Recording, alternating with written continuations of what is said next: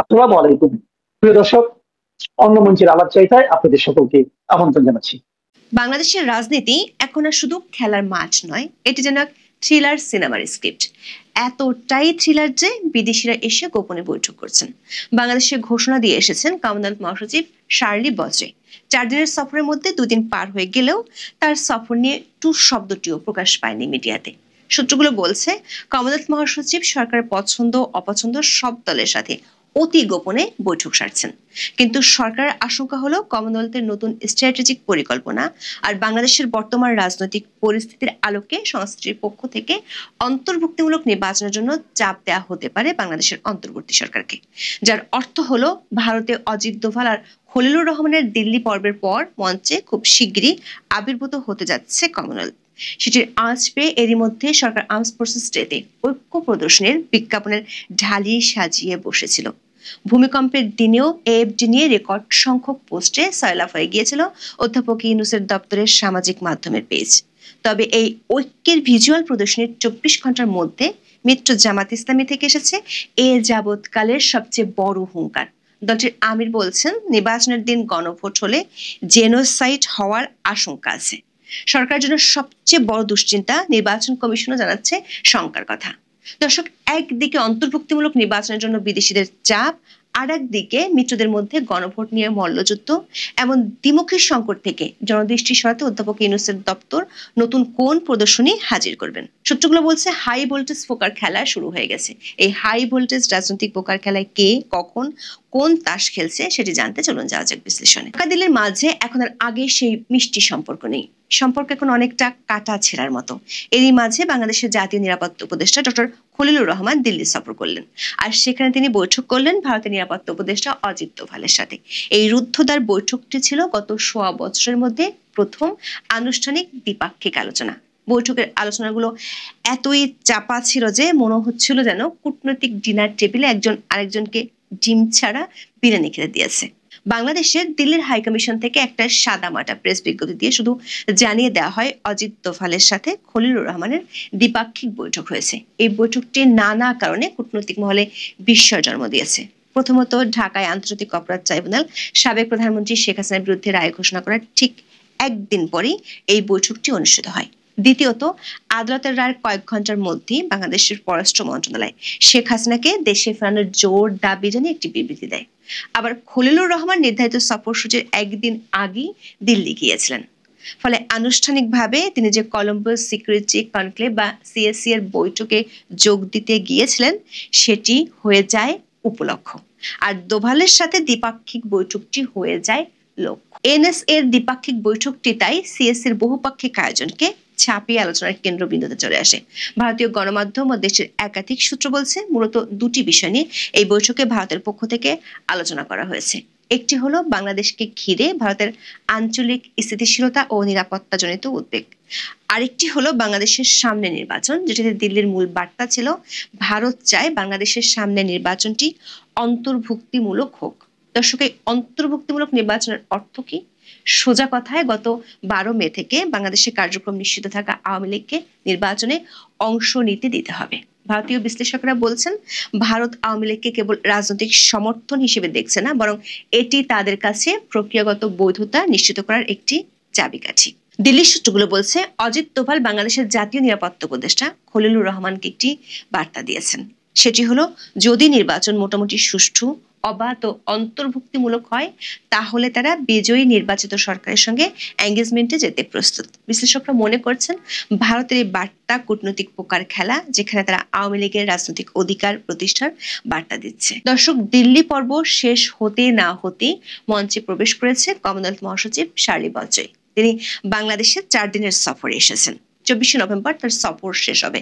প্রথমবারের মতো শার্লি বাংলাদেশ সফর করছেন। দর্শক, বাংলাদেশের প্রতিটি নির্বাচনের আগে কমনওয়েলথের মতো দাতা গোষ্ঠীগুলোর ভূমিকা থাকে স্কুলের প্রধান শিক্ষকের মতো। এর অর্থ হলো, কমনওয়েলথ মহাসচিবের এই আগমন যেন স্কুলের প্রধান শিক্ষিকার বার্ষিক পরিদর্শন। তিনি দেখছেন ক্লাসের সবাই ঠিকমতো পড়াশোনা করছে কিনা। কমনওয়েলথের মহাসচিব গুরুত্বপূর্ণ একটি ঘোষণা দিয়ে বাংলাদেশে এসেছেন। কমনওয়েলথ সচিবালয় তার সফরটিকে 2026 সালের ফেব্রুয়ারির নির্বাচনের আগে বাংলাদেশের জাতীয় অভিযাত্রায় এক গুরুত্বপূর্ণ সন্ধিক্ষণ হিসেবে বর্ণনা করেছে। কমনওয়েলথ সচিবালয় থেকে দেয়া বিজ্ঞপ্তিতে বলা হয়েছে, সংস্থাটির মহাসচিব শান্তি, স্থিতিশীলতা, গণতন্ত্র, সুশাসন এবং জনগণের সমৃদ্ধির আকাঙ্ক্ষা পূরণে সহযোগিতা বাড়ানোর উদ্দেশ্যে বাংলাদেশে এসেছেন। কমনওয়েলথের সংবাদ বিজ্ঞপ্তিতে বলা হয়, শার্লি তার সফরে বাংলাদেশের অন্তর্বর্তী সরকার প্রধান উপদেষ্টা অধ্যাপক মোহাম্মদ ইউনূসের সঙ্গে বৈঠক করবেন। এছাড়া তিনি রাজনৈতিক দলের নেতা, প্রধান নির্বাচন কমিশনার, বিভিন্ন দেশের হাই কমিশনার সহ অন্য প্রতিনিধিদের সঙ্গে বৈঠক করবেন। দর্শক, শার্লির সফরের 2 দিন হয়ে গেল আনুষ্ঠানিকভাবে সংস্থাটির পক্ষ থেকে কিংবা বাংলাদেশের কোনো পক্ষ থেকে বৈঠক সম্পর্কে কোনো বার্তা দেওয়া হয়নি। সূত্রগুলো বলছে, কমনওয়েলথ সচিবালয়ের পক্ষ থেকে এ বিষয়ে কড়া গোপনীয়তা রক্ষা করা হচ্ছে। দেশের এই মুহূর্তে মাঠে থাকা দলগুলো ছাড়াও আওয়ামী লীগ, জাতীয় পার্টি সহ মাঠের বাইরে আছে এমন বেশ কয়েকটি দলের সাথে বৈঠক হয়েছে এবং হবে। তবে বৈঠকে অংশ নেওয়া কোনো পক্ষই এ নিয়ে মুখ খুলতে রাজি হয়নি। দর্শক, অক্টোবরের শেষ দিকে প্রাক নির্বাচনী মূল্যায়নের জন্য কমনওয়েলথের একটি টিম বাংলাদেশ সফরে এসেছিল। সেই টিমটি তখন প্রকাশ্যে সবার সাথে বৈঠক করেছিল, কিন্তু এবার মহাসচিবের সফরের কার্যক্রম নিয়ে কড়া গোপনীয়তা রক্ষা করা হচ্ছে। সূত্রগুলো বলছে, কমনওয়েলথ আগামী 5 বছরের জন্য যে নতুন কৌশলগত পরিকল্পনা হাতে নিয়েছে সেটি এবং বাংলাদেশের বর্তমান রাজনৈতিক পরিস্থিতির আলোকে অন্তর্বর্তী সরকারকে বার্তা দিবে। ইতিমধ্যে শার্লি বজওয়ে যাদের সাথে বৈঠক করেছেন তাদেরকে একই বার্তা দেয়া হয়েছে। দর্শক, কমনওয়েলথের নতুন কৌশলগত পরিকল্পনায় 3টি স্তম্ভের কথা বলা আছে। তার মধ্যে একটি হলো সদস্য দেশগুলোতে গণতন্ত্র নিশ্চিত করা, আর এর জন্য সদস্য দেশগুলোতে শান্তিপূর্ণ, অন্তর্ভুক্তিমূলক ও অংশগ্রহণমূলক নির্বাচনের পরিবেশ নিশ্চিত করার জন্য জোর দিবে সংস্থাটি। কমনওয়েলথ মহাসচিবের সাথে বৈঠক করেছেন এমন একটি বড় রাজনৈতিক দলের নেতা বলেছেন, এই কূটনৈতিক ভাষা বিশ্লেষণ করলে বোঝা যায় মহাসচিব সরাসরি না বললেও তার বার্তাটি অন্তর্ভুক্তিমূলক নির্বাচনের দিকে ইঙ্গিত করছে, যার মানে আওয়ামী লীগের নিষেধাজ্ঞা তুলে নেওয়া। কমন ল নীতির উপর প্রতিষ্ঠিত কমনওয়েলথ মনে করে, একটি প্রধান রাজনৈতিক দলকে নির্বাচনের বাইরে রাখা হলে প্রক্রিয়াগত ন্যায্যতার মানদণ্ড পূরণ হয় না। কমনওয়েলথ তাদের সহযোগিতা ভবিষ্যতে বাংলাদেশের অন্তর্ভুক্তিমূলক নির্বাচনের মানদণ্ড পূরণের উপর নির্ভর করতে পারে। সূত্রগুলো বলছে, কমনওয়েলথ মহাসচিব বেশ কয়েকটি দেশের রাষ্ট্রদূতের সাথে বৈঠক করেছেন, যেখান থেকে তিনি একই বার্তা পেয়েছেন। দর্শক, দেখা যাচ্ছে শুধু দিল্লি নয়, কমনওয়েলথ সহ অন্য বিদেশিরাও সফট ল্যাঙ্গুয়েজে গণতন্ত্রের মাপকাঠি বুঝিয়ে দিচ্ছে। দুটোই কিন্তু একই লক্ষ্যের দিকে ইঙ্গিত করছে, আওয়ামী লীগকে খেলায় ফেরাও। এমনকি অধ্যাপক ইউনূসের মিত্র বলে পরিচিত আটলান্টিকা সেন্টারের মতো আন্তর্জাতিক থিঙ্ক ট্যাঙ্কগুলো বলছে, আওয়ামী লীগকে বাদ দিলে আগামী সংসদ নির্বাচন বয়কট ও বৈধতার সংকটে পড়ে যেতে পারে, কারণ এতে সহিংসতার মাত্রা বেড়ে যেতে পারে। এমন আশঙ্কায় পেয়ে বসছে আন্তর্জাতিক মহলকেও। দর্শক, আন্তর্জাতিক মহলের এই বার্তা নতুন কিছু নয়। আওয়ামী লীগের নিষেধাজ্ঞা তুলে নেওয়ার জন্য বিদেশিদের চাপ আছে এমন কথা সরকারের পক্ষ থেকেও বলা হয়েছে। এমন বার্তা পেয়ে সরকার অবশ্য তার পুরাতন কৌশল নতুন করে ফিরে আনছে। সরকারের কৌশল হলো তার মিত্রদের সাথে ঐক্য মজবুত আছে এমনটি দেখানো। ঐক্যের দৃশ্যমানতা ফুটিয়ে তুলতে সরকারের পিআর গ্রুপ বেছে নিয়েছিল 21শে নভেম্বরের সশস্ত্র বাহিনী দিবসকে।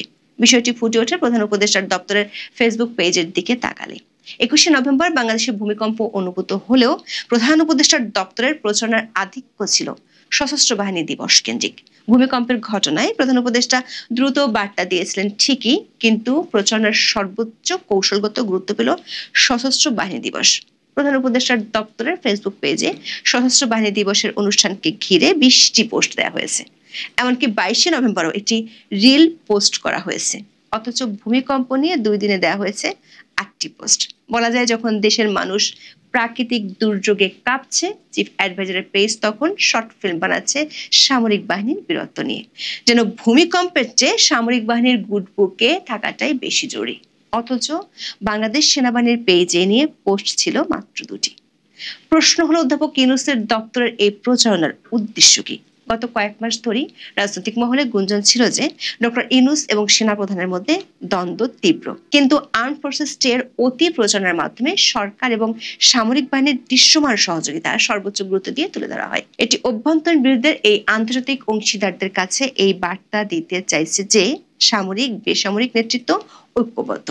এমনকি অধ্যাপক ইউনূসের জাতীয় ঐক্যমত্য কমিশনের মতোই সশস্ত্র বাহিনী দিবসের রাষ্ট্রীয় অনুষ্ঠানেও অনেকগুলো রাজনৈতিক দলকে দাওয়াত দেওয়া হয়নি, যারা আনুষ্ঠানিকভাবে নিষিদ্ধ নয়। দেখলে মনে হবে এটা যেন রাজনৈতিক বিয়ে বাড়ির দাওয়াত, যেখানে বিশাল এক দলকে বলা হলো, আপনারা পুরানো ব্যাচ, আপনাদের মেনুতে জায়গা নেই। অধ্যাপক ইউনূস তার বড় মিত্র বিএনপির মন রাখতে স্বাধীনতার ঘোষণা কে দিয়েছেন সেটিও বললেন। অথচ স্বাধীনতা যুদ্ধের সবচেয়ে বড় নায়ক বঙ্গবন্ধু শেখ মুজিবুর রহমান ও বাঙালির আপামর মুক্তিযোদ্ধাদের স্মরণই করলেন না। এ নিয়ে সামাজিক মাধ্যমে সমালোচনার ঝড় উঠেছে। কারণ 1971 সালের 7ই মার্চ ছাড়া যে স্বাধীনতা যুদ্ধে শুরু হতো না সেটি বেশিরভাগ মানুষই মনে করে। দর্শক, আওয়ামী লীগকে নিয়ে বিদেশিদের চাপের বিরুদ্ধে অধ্যাপক ইউনূস আপাতত বড় মিত্র বিএনপিকে কাছে পাচ্ছে। বিএনপি নেতা সালাউদ্দিন আহমেদ 22শে নভেম্বর বলেছেন, আওয়ামী লীগ রাজনীতি করতে পারবে না, যদিও দলটির মতিগতি বোঝা দেয়। কিছুদিন আগে দলটির মহাসচিব বলেছিলেন তারা কোনো রাজনৈতিক দল নিষিদ্ধ চায় না। তবে বিএনপিকে কাছে পেলেও আর এক মিত্র জামাত ইসলামীকে এখনো পুরোপুরি বাগে আনতে পারছে না অধ্যাপক ইউনূস। গণভোট ইস্যুতে অধ্যাপক ইউনূসের মিত্রদের মধ্যে যে মান অভিমানের খেলা চলছে তাতে ভয়াবহ হুঁশিয়ারি দিয়ে বসেছেন জামাত ইসলামের আমির শফিকুর রহমান। 22শে নভেম্বর চট্টগ্রামে তিনি সরকার উদ্দেশ্যে বলেন, নির্বাচনের দিন গণভোট হলে জেনোসাইড হওয়ার সম্ভাবনা আছে। দর্শক, বাংলাদেশে জেনোসাইড হয়েছিল 1971 সালে। এরপর এমন হুঁশিয়ারি কেউ কখনো দেয়নি। সম্ভবত জামাতের আমির খুব কমই কথা বলেন এবং হুঙ্কার দেন। ফলে তিনি যে এখন বলছেন জামাত গন্তব্যে না পৌঁছানো পর্যন্ত কোনো কিছু থামানো যাবে না, কারো কাছে কোনো পরিবার দলের কাছে জামাত দেশের ইজারা দিবে না, এমন বার্তা সরকারকে বেশ বেকায়দায় ফেলে দিয়েছে। বিএনপি অবশ্য জামাতের এমন হুঙ্কারকে টিপ্পনি কেটে উড়িয়ে দিচ্ছে। তাদের কাছে প্রিয়া নির্বাচন নিয়ে জামাতের আন্দোলন যমুনা থেকে গঙ্গার কিনারায় সরে গেছে। সরকারের ঘনিষ্ঠ মিত্রদের মধ্যে এমন মল্লযুদ্ধের মাঝে শঙ্কার কথা শোনাচ্ছেন প্রধান নির্বাচন কমিশনার। তিনি বলছেন, একই দিনে সংসদ নির্বাচন ও গণভোট আয়োজন করা বেশ চ্যালেঞ্জিং। দর্শক, একই আশঙ্কার কথা সরকারের বিদেশি মিত্ররা এরই মধ্যে সরকারকে জানিয়ে দিয়েছে। এছাড়া 42,000-এর বেশি ভোট কেন্দ্রে সিসি ক্যামেরা স্থাপনার কাজকে দানবীয় অভিশাপ মনে করছে নির্বাচন কমিশন। এছাড়া আছে পোস্টাল ব্যালটের মাধ্যমে প্রবাসীদের ভোট চালু করার জটিলতা। ইসির যে বক্তব্য তাতে পরিষ্কার, ডক্টর ইউনূসের পক্ষ থেকে যেভাবে ইতিহাস সেরা নির্বাচনের কথা বলা হয়েছে তার ধারে কাছেও নেই মাঠের বাস্তবতা। দর্শক, সব মিলিয়ে বাংলাদেশের গণতান্ত্রিক উত্তরণ এখন আন্তর্জাতিক চাপ এবং অভ্যন্তরীণ কৌশলের এক চরম দ্বন্দ্বে আটকে পড়েছে। একদিকে বিদেশিরা অন্তর্ভুক্তিমূলক নির্বাচনের উপর জোর দিচ্ছে, যার জন্য আওয়ামী লীগের নিষেধাজ্ঞা প্রত্যাহার করা জরুরি। অন্যদিকে অন্তর্বর্তী সরকার সামরিক সমর্থনের প্রদর্শনী এবং কৌশলগত বর্জনের রাজনীতির মাধ্যমে প্রধান রাজনৈতিক প্রতিপক্ষকে ক্ষমতার বৃত্তের বাইরে রাখতে বদ্ধপরিকর। কিন্তু সেখানে পাচ্ছে মিত্রদের কাছ থেকে জেনোসাইডের মতো ভয়াবহ হুঁশিয়ারি। প্রশ্ন হলো, অন্তর্বর্তী সরকারকে আন্তর্জাতিক পরামর্শ মেনে আওয়ামী লীগকে ফিরিয়ে আনবে, নাকি বহুল প্রচার করা লোক দেখানো ঐক্যের উপর ভর করে একটি সীমিত নিয়ন্ত্রিত রাজনৈতিক পরিসরে ক্ষমতা হস্তান্তর করবে? মানে বাংলাদেশের গণতান্ত্রিক উত্তরণ অন্তর্ভুক্তিমূলক হবে কিনা তা কেবল ভোটের উপর নির্ভর করছে না, বরং কিছু কৌশলগত পোকার খেলায় কে জেতে তার উপর নির্ভর করছে। পরিস্থিতি এতটাই জটিল, মনে হচ্ছে যেন কূটনৈতিক দাবার বোর্ডে সাদা গুটিগুলো বারবার কালো গুটিদের এগিয়ে চলছে, আর সরকারের দেশি বিদেশি মিত্ররা দূর থেকে হুইসেল বাজাচ্ছে, ফাউল ভাই ফাউল। এই রহস্যের জট কবে খুলবে তা হয়তো অল্প কিছুদিনের মধ্যেই পরিষ্কার হয়ে যাবে। এখন এই পর্যন্ত, সবাই ভালো থাকুন। আসসালামু আলাইকুম। ধীরে ধীরে থলের বিড়াল বেরিয়ে আসছে এবং অনেক কিছুই আমাদের সামনে দৃশ্যমান হচ্ছে, আরো হবে। জামাতের আমির ডাক্তার শফিকুর রহমান সাহেব ভয়ঙ্কর একটি মন্তব্য করেছেন, একটা বিশেষ ইঙ্গিত দিয়েছেন তার বক্তব্যের মধ্য দিয়ে। বক্তব্যটি হচ্ছে, তিনি শনিবার চট্টগ্রামে একটি অনুষ্ঠান শেষে সাংবাদিকদের বিভিন্ন প্রশ্নের অ্যান্সার করতে গিয়ে একটা জায়গায় বলছেন যে জাতীয় সংসদ নির্বাচন এবং গণভোট যদি একই সঙ্গে একই দিনে অনুষ্ঠিত হয় তাহলে সেক্ষেত্রে নির্বাচনের জেনোসাইড হওয়ার আশঙ্কা রয়েছে। তার মানে কি? জেনোসাইড শব্দটা তিনি কেন ব্যবহার করলেন? জেনোসাইড বলতে কি বোঝায় সাধারণত? যে যদি ইচ্ছে করে একটি নির্দিষ্ট গোষ্ঠীর মানুষকে হত্যা করা হয় তাহলে সেটি জেনোসাইড। তিনি বলছেন নির্বাচনের জেনোসাইড। কি বোঝাতে চেয়েছেন তিনি? অর্থাৎ একই দিনে গণভোট এবং জাতীয় সংসদ নির্বাচন হলে এমন কোনো পরিস্থিতি দেশে তৈরি হবে যার মধ্য দিয়ে একটি অশুভ গোষ্ঠী দীর্ঘ সময়ের জন্য বাংলাদেশে চেপে বসবে, নির্বাচন আবারও বাংলাদেশ থেকে নির্বাসিত হবে। তিনি এই কথার ব্যাখ্যা করেননি যে একই দিনে গণভোট এবং নির্বাচন অনুষ্ঠিত হলে কি হতে পারে। একটা ভয়ঙ্কর অনিশ্চয়তার মধ্যে আমরা যাচ্ছি, বরাবরই বলে আসছি। এবং জামাত যে গণভোটের জন্য পাগল হয়ে গেছে, কেন এই পাগল হয়ে যাওয়া? জামাত কি ধরে নিয়েছে যে গণভোট অনুষ্ঠিত হলে সংস্কার ইস্যুতে কিংবা পিআর পদ্ধতির ইস্যুতে হ্যাঁ জয়যুক্তই হবে, কিভাবে ধরে নিল তারা? এবং যদি না জয়যুক্ত হয় তাহলে সেক্ষেত্রে কি হবে? এগুলো আর কিছুই না। আমি প্রথম থেকে বলে আসছি, আপনাদের নিশ্চয়ই মনে থাকার কথা, যে শেষমেশ এই জামাতে ইসলামী কিংবা এনসিপি এমন একটা ভয়ঙ্কর পরিবেশ এইখানে এদেশে সৃষ্টি করবে যখন বলা হবে যে নির্বাচনের পরিবেশ নেই। তার কারণ তারা বর্তমান সরকারের সময়টিকে বিলম্বিত করতে চায়, নির্বাচন বিলম্বিত করতে চায়। তার যথেষ্ট কারণ আছে। মূল কারণ হচ্ছে যত বেশি লেন্দি করা যায় নির্বাচনটিকে, তত বেশি তারা ক্ষমতার যে চর্চা করছে, বিহাইন্ড দ্য স্ক্রিন তারাই দেশ চালাচ্ছে, সেটি তাদের জন্য সহজ হবে। এই যে অজুহাত এক একটি, আরও একটি অজুহাত দাঁড় করায়, মানে তাদের যে বিষয়গুলো, তার মধ্যে একটি হচ্ছে তিনি আবার মন্তব্য করেছেন ওই একই অনুষ্ঠানে সাংবাদিকদের সঙ্গে কথা বলার সময়। তিনি বলছেন যে দেশে নির্বাচনের লেভেল প্লেইং ফিল্ড নেই, লেভেল প্লেইং ফিল্ড আমাদেরকে তৈরি করতে হবে। আবার বলছেন যে এই নির্বাচন না হলে দেশে সংকট দেখা দেবে, আমরা কোনো সংকট তৈরি হতে দেব না। মানে এগুলো বলে মানুষের কাছ থেকে, মানে মানুষের কাছে নিজেদেরকে বিশ্বাসযোগ্য করে তোলা যে না, আমরা আসলে নির্বাচন চাই, তার মানে জামাত আসলে নির্বাচন চাই। লেভেল প্লেইং ফিল্ড নেই, এটি বিশ্বাস করার মতো ন্যূনতম কোনো কারণ কারো কাছে আছে? আমি বলছি জামাতের জন্য লেভেল প্লেইং ফিল্ড নেই, বরং যে জামাত তো এখন মানে সর্বা সব কিছুই তারা ভোগ করছে। জামাতের কথাতে কি না হচ্ছে, প্রশাসনের সব জায়গায় জামাতের একচ্ছত্র অধিপত্য। যা কিছু নিয়োগ হচ্ছে, যেখানে অদল বদল হচ্ছে, সব জামাতের পরামর্শ অনুযায়ী, আমরা জানি তো। এবং বিচার বিভাগীয় নানান ধরনের প্রভাব বিস্তারের ক্ষেত্রে জামাত বিএনপির চেয়ে এগিয়ে আছে। আর বিএনপি হচ্ছে মাথামোটা রাজনৈতিক দল এই মুহূর্তে। এই কথা বললে নিশ্চয়ই অস্বাভাবিক কিছু বলা হবে না, তার কারণ বিএনপি তার সমস্ত ধ্যান ধারণা সবকিছু কেন্দ্রীভূত করেছে নির্বাচনের দিকে। অবশ্যই নির্বাচন প্রয়োজন, এবং নির্বাচনটা আরো আগে বিএনপি আদায় করে নিতে পারতো, কিন্তু ফেব্রুয়ারিতে নিয়ে যাওয়া হয়েছে। তাও নিয়ে যাওয়া মানে এই নির্বাচন হবে কিনা তার যথেষ্ট সন্দেহ রয়েছে। যত বেশি দিন যাবে তত নানান ধরনের জটিলতা এই দেশে সৃষ্টি হবে নির্বাচন কেন্দ্রিক। কিন্তু বিএনপি বারবার সরকারের ফাঁদে পা দিচ্ছে, জামাতের রাজনৈতিক কৌশলের কাছে হার মানছে। এটি অপ্রিয় হলো বাস্তবতা, অন্তত আমি নিজে মনে করি। ডাক্তার শফিকুর রহমান ওই একই বক্তব্য দেওয়ার সময়, মানে তিনি যে কথা বলছিলেন সাংবাদিকদের সঙ্গে স্বাধীনতার বিষয়ে আরো একটি কথা বলেছেন, চরম আপত্তিকর, উদ্ভট সব মন্তব্য আমাদের সামনে হাজির করা হচ্ছে। তিনি বলছেন যে এদেশে বারবার সুযোগ এসেছে, সুযোগগুলো আমরা হেলাফেলা করেছি, সুযোগের উত্তম ব্যবহার যাদের করার কথা ছিল তারা সেটি না করে সুযোগের অপব্যবহার করেছে, যার কারণে এই অঞ্চলে দুইবার স্বাধীনতার আলো দেখা গেল, সেই আলো অনেকটা নিভু হয়ে গেছে বা নিভু হয়ে গেল। তিনি বলছেন দ্বিতীয় স্বাধীনতার আজ 54 বছর, এই দীর্ঘ পথ পরিক্রমায় একটা জাতির বহুদূর এগিয়ে যাওয়ার কথা ছিল, 54 বছরে, আমরা জানি। কিন্তু তিনি যে শব্দটা উচ্চারণ করলেন, দ্বিতীয় স্বাধীনতা আমাদের কাছে একটাই, মুক্তির সংগ্রাম, মুক্তিযুদ্ধ আমাদের কাছে একটাই। হয়তো ইতিহাসের নানান বন্ধুর পথ, নানান ত্যাগ তিতিক্ষা, নানান ধরনের সংগ্রামের মধ্য দিয়ে অবশেষে স্বাধীনতার সংগ্রাম, এটিকে দ্বিতীয় স্বাধীনতা বলা হচ্ছে। কেন? 47-এ প্রথম স্বাধীনতা। হ্যাঁ, পাকিস্তান রাষ্ট্র যেমন না হলে বাংলাদেশের সৃষ্টি হতো না, এইসব কথার সঙ্গে আমি কোথাও দ্বিমত, কিন্তু আমি 71কে দ্বিতীয় স্বাধীনতা বলবো তার কোনো প্রশ্ন উঠতেই পারে না। যেমনটা 24-এর আন্দোলনকে বলা হচ্ছিল দ্বিতীয় স্বাধীনতা। স্বাধীনতা কয়টা? 47 স্বাধীনতা, 71 স্বাধীনতা, 2 নম্বর, 3 নম্বর হচ্ছে 24 স্বাধীনতা।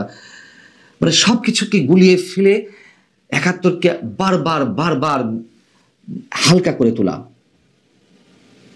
তাহলে এতদিন যে বলা হলো 24 দ্বিতীয় স্বাধীনতা, এখন আবার বলা হচ্ছে যে 71কে দ্বিতীয় স্বাধীনতা। উদ্ভট সব কথাবার্তা, এগুলোর অবতারণা করে কিছুই না, শুধুমাত্র ঘুরে ফিরে আমাদের হাজার বছরের শ্রেষ্ঠ অর্জন মুক্তিযুদ্ধকে কতটা হালকা করা যায় সেই অপচেষ্টা। এবং গণভোট নিয়ে এর মধ্যে অনেক কথা হয়েছে, বিস্তারিত বলতে গেলে অনেক বেশি চর্বিতে চর্বণ হয়ে যাবে। তারপরে ছোট করে বলি যে একই দিনে 4টি প্রশ্নের উত্তর দিতে হবে হ্যাঁ অথবা নাতে। আপনারা জানেন নিশ্চয়ই, সেটা হচ্ছে যে নির্বাচনকালীন সময়ে তত্ত্বাবধায়ক সরকার, নির্বাচন কমিশন এবং অন্যান্য সাংবিধানিক প্রতিষ্ঠান জুলাই সনদে বর্ণিত প্রক্রিয়ার আলোকে গঠন করা হবে, হ্যাঁ কিংবা না। আগামী সংসদ 2 কক্ষ বিশিষ্ট হবে, হ্যাঁ কিংবা না। সংসদে নারীর প্রতিনিধিত্ব বৃদ্ধি, বিরোধী দল থেকে ডেপুটি স্পিকার, সংসদীয় কমিটির সভাপতি নির্বাচন, প্রধানমন্ত্রীর মেয়াদ সীমিতকরণ, রাষ্ট্রপতির ক্ষমতা বৃদ্ধি, মৌলিক অধিকার সম্প্রসারণ, বিচার বিভাগের স্বাধীনতা ও স্থানীয় সরকার সহ বিভিন্ন বিষয়ে যে 30টি প্রস্তাবে জুলাই জাতীয় সনদে যারা রাজনৈতিক দলগুলোর ঐক্যমত হয়েছে সেগুলো বাস্তবায়নে আগামী নির্বাচনে বিজয়ী দলগুলো বাধ্য থাকবে। জুলাই সনদে বর্ণিত অন্যান্য সংস্কার রাজনৈতিক দলগুলোর প্রতিশ্রুতি অনুসারে বাস্তবায়ন করা হবে। এই যে বিষয়গুলো সব একসাথে হ্যাঁ কিংবা নাতে ভোট দিতে হবে। মানুষকে তো ডক্টর ডিগ্রি অর্জনের মতন নানান ধরনের অধ্যবসায় করে পড়াশোনা করে ভোট কেন্দ্রে যেতে হবে। এটি কিভাবে সম্ভব এতগুলো প্রশ্নের উত্তর একবারে হ্যাঁ কিংবা নাতে দিতে হবে? যদি কেউ উচ্চ কক্ষ পছন্দ করে কিন্তু তত্ত্বাবধায়ক পছন্দ করছে না, তার উত্তরটা কিসে দিতে হবে, কিভাবে দিবে?